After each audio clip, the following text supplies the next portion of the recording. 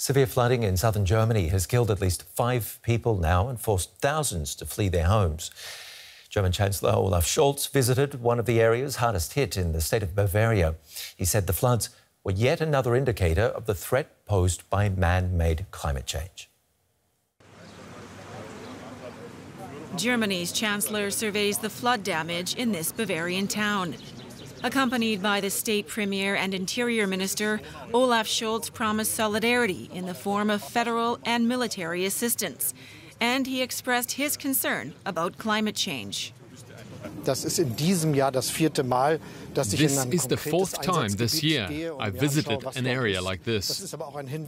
And it's an indication of what's going on.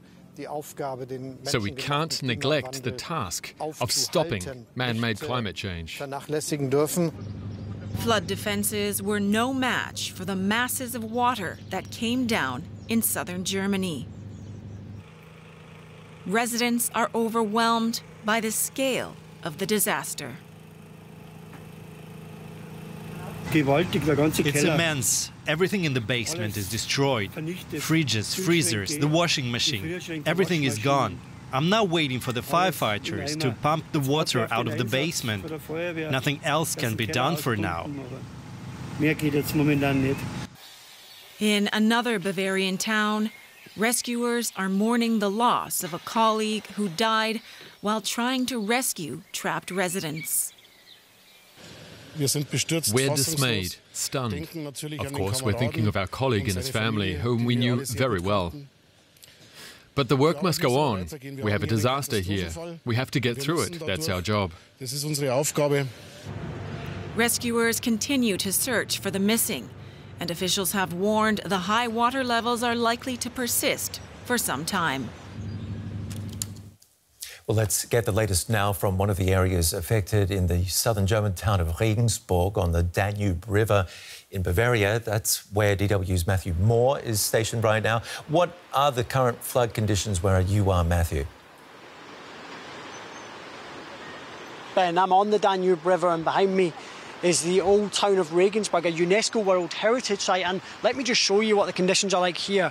Basically, the only thing stopping millions of tonnes of floodwater from hitting the old town are flood defences along the riverbanks here that have been erected over the last few days, stretching hundreds of metres, and basically so far they've managed to stop all this water from hitting the old town. The water level here is around 6.4 metres high. That's double what it normally is. And on the other side, you can see some of the homes that unfortunately couldn't be protected, and they're inundated, so they're underwater over there.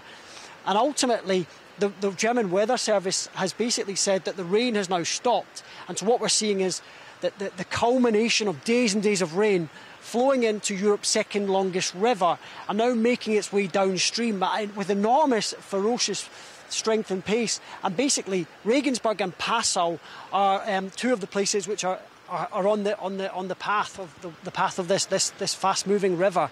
And so far here, they've managed to mitigate the effects of the high levels. We heard at least 5 people have died. Are there any more missing? That's right, Ben. There was a 5th victim, casualty, a woman who died as she was trapped in floodwater in her car. We also believe that the search for a 6th person, a man who was missing, a rescue worker on Sunday who went missing, it was suspended. It's now back on.